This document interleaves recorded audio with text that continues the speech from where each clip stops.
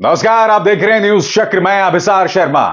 क्या प्रधानमंत्री नरेंद्र मोदी कंगना रनावत को दिल से माफ कर पाएंगे? कंगना रनावत ने हमारे किसानों को अपमानित करने वाला बयान दिया था। उन्होंने यह कहा था कि जहां किसान आंदोलन हो रहा था वहां लाशें गिर रही थी, बलात्कार हो रहे थे।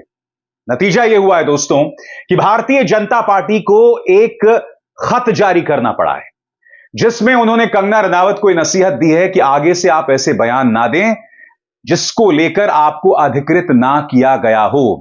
भारतीय जनता पार्टी इस अनसाइंड खत में बयान में यह भी कहती है कि हम कंगना रनावत के बयान से इत्तेफाक नहीं रखते। सबसे पहली बात जो मैं आपके सामने रखना चाहता हूं, यह जो खत भारतीय जनता पार्टी ने जारी किया है, इसमें जेपी नड्डा के दस्तखत क्यों नहीं है? भाई, कंगना रनावत हमारे किसानों का अपमान कर रही हैं। जाहिर सी बात है, पार्टी के किसी बड़े नेता को दस्तखत करके बयान जारी करना चाहिए था, मगर आप ये कोरा सा बयान जारी कर देते हैं जिसमें किसी का दस्तखत नहीं है। भारतीय जनता पार्टी ऐसा क्यों कर रही है मैं आपको बताता हूं। क्योंकि हरियाणा में चुनाव होने वाले हैं। तमाम प्री पोल सर्वेस बता रहे हैं कि भाजपा की हालत पतली है। कांग्रेस सिर्फ एक सूरत में यह चुनाव हार सकती है, वो है पार्टी के अंदर जो सिर्फ टब्बल चलती है। पार्टी के अंदर हर कोई व्यक्ति जो मुख्यमंत्री बनना चाहता है, सिर्फ यह एक वजह हो सकती है कांग्रेस की हारने की। वरना यह माना जा रहा है कि हरियाणा में कांग्रेस वापसी कर रही है, और ऐसे दौर में कंगना रनावत का यह बयान सामने उभर कर आता है। प्रधानमंत्री, मैं आपसे पूछना चाहता हूं, क्या आप कंगना को दिल से माफ कर पाएंगे? और मैं ऐसा क्यों कह रहा हूं, मैं आपको याद दिलाना चाहूंगा कि किस तरह से प्रज्ञा ठाकुर ने, जो कि भोपाल की सांसद हुआ करती थी, 2019 के लोकसभा चुनावों से पहले उन्होंने गांधी और गोडसे के बारे में आपत्तिजनक बयान दिया था। प्रधानमंत्री नरेंद्र मोदी ने तब इंटरव्यू देकर कहा था कि मैं उन्हें दिल से माफ नहीं कर पाऊंगा। हालांकि मैं नहीं जानता हूं कि प्रधानमंत्री ने कैसे उन्हें दिल से माफ नहीं किया, क्योंकि न सिर्फ वो चुनाव लड़ी, उसके बाद अगले 5 साल जब तक वो सांसद रही, वो विवादास्पद बयान देती रही, अनर्गल बयान करती रही। प्रधानमंत्री ने कभी उनको नसीहत नहीं दी। संसद के अंदर उन्हें कई समितियों का सदस्य भी बनाया गया, इनामित भी किया गया। मैं नहीं भूला हूं न्यूज 24 को दिए गए इंटरव्यू में प्रधानमंत्री ने क्या कहा था। और मैं कुछ देर बाद में आपको बताऊंगा कि मैं क्यों कह रहा हूं कि क्या वो कंगना को माफ कर पाएंगे या नहीं। सुनिए प्रधानमंत्री ने न्यूज 24 को दिए गए इंटरव्यू में क्या कहा। प्रधानमंत्री, एक लंबी चौड़ी फहरिस्त है आपकी पार्टी में। कंगना रनावत का आपत्तिजनक बयान, प्रज्ञा ठाकुर आपत्तिजनक बयान, नुपुर शर्मा, हजरत मोहम्मद साहब के बारे में आपत्तिजनक बयान, उस पर आपने कार्रवाई की थी, मगर क्यों की थी वो भी मैं आपको बताऊंगा। आप कितनों को माफ नहीं करेंगे? लंबी चौड़ी फहरिस्त है, लाइन लगी हुई है नेताओं की, जिसका जिक्र मैं आगे जाकर करने वाला हूं। मैं एक बार फिर अपने दर्शकों को कंगना रनावत का यह बयान सुनाना चाहता हूं। उन्होंने एक इंटरव्यू में बांग्लादेश की याद दिलाई, और फिर उन्होंने बताया कि किस तरह से किसान आंदोलन में लाशें गिर रही थी, बलात्कार हो रहे थे। सुनिए, जब कंगना रनावत के बारे में भारतीय जनता पार्टी यह बयान जारी करता है, तो मैं याद दिलाना चाहूंगा, जब किसान आंदोलन हो रहा था तब पूरा गोदी मीडिया पहले दिन से किसान सिंघू और टीकरी बॉर्डर पहुंचा भी नहीं था तो यह कहने लगी थी कि इस आंदोलन के पीछे खालिस्तानियों का हाथ है। किसान पहुंचे भी नहीं थे, और बात वहां नहीं रुकती है। सुप्रीम कोर्ट में दिए गए एफिडेविट में भाजपा सरकार ने, मोदी सरकार ने कहा था कि इस आंदोलन में खालिस्तानियों का प्रवेश हो गया है। जो नेता किसानों से संवाद कर रहे थे, मसलन पीयूष गोयल, रविशंकर प्रसाद, वो लगातार कह रहे थे कि इस आंदोलन के पीछे अर्बन नक्सल हैं। क्या भारतीय जनता पार्टी आज इन नेताओं को डांट लगाएगी, इनके बारे में भी बयान जारी करेगी, जैसा कि उन्होंने कंगना रनावत के बारे में बयान जारी किया है? कंगना को आपने मंडी से टिकट दिया है और उनका एक लंबा चौड़ा इतिहास है। यह मत भूलिए कि उन्होंने किसान आंदोलन के दौरान क्या क्या बयान नहीं दिए थे। उन्होंने ऑपरेशन ब्लू स्टार की याद दिलाई थी किसानों को।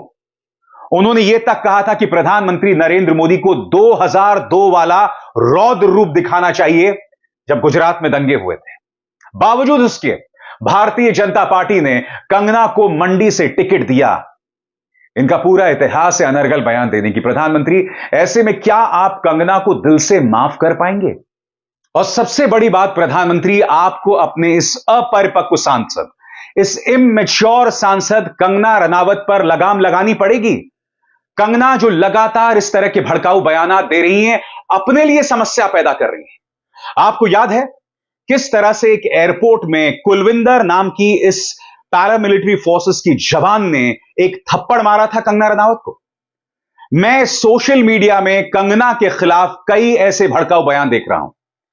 कंगना अपनी सुरक्षा के लिए दिक्कत पैदा कर रही हैं। प्रधानमंत्री, बुलाइए इस इमैच्योर सांसद को, कहिए कि अगर आप इस तरह के बयानात देती रहेंगी तो अपनी सुरक्षा के लिए दिक्कत पैदा करेंगी। कंगना करना क्या चाहती हैं? मैं समझ सकता हूं, यह मंडी की बदनसीबी है, यह इस देश की बदनसीबी है कि इतनी इमैच्योर, इस तरह के भड़काऊ बयानात देने वाली एक एक्ट्रेस इस देश की सांसद बनी है। मगर सबसे बड़ी बात, आप ये जो बयानात देती हैं, जो भड़काऊ बयानात देती हैं, जो अपमान करती हैं, चाहे किसानों का हो, चाहे माइनॉरिटीज का हो, आप अपनी सुरक्षा के लिए दिक्कतें पैदा कर रही हैं। प्रधानमंत्री, बुलाइए। और मुझे लगता है कि आपको सार्वजनिक तौर पर एक बयान देना चाहिए।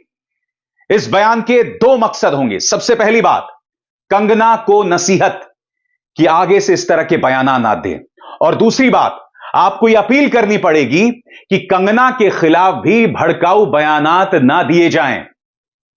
मेरा यह मानना है दोस्तों कि हिंसा किसी भी सूरत में समाधान नहीं हो सकता। चाहे कोई जैसा भी बयान दे, कोई कैसा भी बयान दे, समाधान सिर्फ कानून के अंतर्गत है। अगर कंगना कुछ भड़काऊ बातें कर रही हैं तो जाइए, अदालत के दरवाजे खटखटाइए, पुलिस स्टेशन जाइए, उसके तहत उसका समाधान है और उसके अलावा कुछ नहीं। इसीलिए कंगना जी, यहां जोर डालिए। मैं नहीं जानता हूं कि आप इसका कितना इस्तेमाल करती हैं, खासकर वो महिला जो लगातार भड़काऊ बयानात देती हैं। आप इस तरह के बयानात देकर अपने लिए मुश्किल पैदा कर रही हैं, अपनी सुरक्षा पर आप दिक्कत पेश कर रही हैं। पूरी पार्टी में ऐसे लोग भरे पड़े हैं। भारतीय जनता पार्टी और उसके नेताओं ने मानो इस देश की संवेदनाओं, सेंसिबिलिटीज के खिलाफ युद्ध छेड़ रखा है। उनका एक एक नेता, और हर नेता को यह लगता है कि मुझे अपना वजूद बनाए रखने के लिए विवादास्पद, जहरीले, माइनॉरिटीज के खिलाफ बयान देने चाहिए। और यह बयान संसद के अंदर होते हैं। आपके स्क्रीन पर यह है टी राजा सिंह। इस व्यक्ति को बुलाया गया और फिर यह महाराष्ट्र की गली गली घूमकर मां की गालियां दे रहा था, मुसलमानों को गालियां दे रहा था, लगातार दे रहा था। महाराष्ट्र जो कि देश की व्यावसायिक नब्ज है, वहां पर यह व्यक्ति जहर उगल रहा था, लगातार उगल रहा था। प्रधानमंत्री, क्या आपने टी राजा सिंह को दिल से माफ किया? बताइए, यह सवाल पूछा जाएगा प्रधानमंत्री आपसे। टी राजा सिंह को आखिर किसने अनुमति दी थी कि महाराष्ट्र में गली गली घूमकर यह जहर उगले? किसने अनुमति दी थी? और यह सब हो रहा था लोकसभा चुनाव से पहले। बावजूद इसके आप चुनाव हार गए। यानी कि भड़काऊ बयान देने का कोई फायदा भाजपा को नहीं हुआ, जबकि आपका मुकाबला एक ऐसी उद्धव सेना के साथ था जो दो फाड़ हो चुकी थी, जिसके चुनावी चिन्ह को लेकर जनता में असमंजस था। आपका मुकाबला एक ऐसी एनसीपी के साथ था जो दो फाड़ हो चुकी थी। आपका मुकाबला एक ऐसी कांग्रेस के साथ था जो कमजोर थी। बावजूद इसके गठबंधन को, एमवीए को महाराष्ट्र में आपसे ज्यादा सीटें मिली। मतलब क्या है? आपने भड़काऊ बयान दिए। खुद प्रधानमंत्री नरेंद्र मोदी ने कांग्रेस के घोषणा पत्र के बारे में भ्रामक बयान दिए, सांप्रदायिक बयान दिए, यह तक कहा कि मुसलमान घुसपैठिए हैं, ज्यादा बच्चा पैदा करने वाले हैं। फिर भी जनता ने आपको बहुमत से 32 सीटें दूर रखा। सबसे बड़ी बात, उत्तर प्रदेश, जहां पर आपने राम के नाम पर राजनीति की, उसने भी अखिलेश के गठबंधन को 43 सीटें दी। मतलब साफ है मोदी जी, ये भड़काऊ बयान अब काम नहीं आएंगे। क्या आप नसीहत देंगे गिरिराज सिंह को, जिन्होंने यह तक कह दिया कि विभाजन के दौरान एक बहुत बड़ी गलती हो गई, सभी मुसलमानों को पाकिस्तान में भेज देना चाहिए था? आपके ये सांसद हुआ करते थे रमेश बुधुड़ी, आपको याद है संसद के अंदर इन्होंने कितना शर्मनाक बयान दिया था? क्या आपने इन्हें बुलाया था, इन्हें नसीहत दी थी? क्या आपने रमेश बिधूड़ी को दिल से माफ किया था या नहीं किया था? बताइए प्रधानमंत्री, फिर से सुनिए। मेरा मन नहीं था सुनाने का, मगर प्रधानमंत्री सुनिए इन बयान को और बताइए कि क्या आप रमेश बिधूड़ी को दिल से माफ कर पाएंगे? सुनिए। क्यों ले रहे हैं मोदी साहब? सिरे नहीं ले रहे हैं, सिरे ले रहे हैं देश के वैज्ञानिक। ओए बड़वे, ओए उग्रवादी, सिरे ले रहे हैं। ए उग्रवादी, बोलने नहीं दूंगा कभी खड़ा होगा, ये बता रहा हूं। ए उग्रवादी कटवे सर, ये जो श्रेय अगर जाता है तो देश के प्रधानमंत्री को जाता है। प्लीज ये आतंकवादी है, उग्रवादी है, ये मुल्ला आतंकवादी है। इसलिए सर अभी मैं बताना चाहता हूँ, अधीर रंजन जी अभी शोर मचा रहे थे, लिस्ट पढ़ रहे थे। उस लिस्ट में अधीर रंजन जी जब लिस्ट पढ़ रहे थे 1975 से लेकर अभी तक, इसकी बात रहना जी, बाहर देखो इस मुल्ले को। अभी रोज पढ़ रहे थे सर, इसरो ने वर्ष 1975 से अब तक 52 विदेशी जमीन में जाकर, पोलैंड में जाकर आप कहते हैं कि हमारा विश्वास सबका साथ सबका विकास, वसुदैव कुटुंबकम में है, मगर बंगाल के अंदर आपका जो मुख्यमंत्री का चेहरा है शुवेंदु अधिकारी, वो ये कहते हैं कि मेरा सबका साथ सबका विकास में विश्वास नहीं है। वो किसी और को नहीं, आपको अपमानित कर रहा है क्योंकि आप ये दावा करते हैं। हालांकि मुझे भी नहीं लगता कि आप दिल से सबका साथ सबका विकास में विश्वास करते हैं। वो हमने लोकसभा में देख लिया था कि आपने किस तरह के बयानात दिए थे। शुवेंदु अधिकारी जो ये बात यहां कह रहे हैं, जो मैं सुनाने वाला हूं, क्या आप शुवेंदु अधिकारी को दिल से माफ कर पाएंगे? मोदी जी सुनिए उन्होंने क्या कहा था। আমরা জিতবো, হিন্দু বাঁচাবো, সংবিধান বাঁচাবো। আর বলবো, আমিও বলেছি রাষ্ট্রবাদী মুসলিম, আপনারাও বলেছেন সবকা সাথ সবকা বিকাশ। আর বলবো না, बोलबो जो हमारे साथ हम उनका साथ, जो हमारे साथ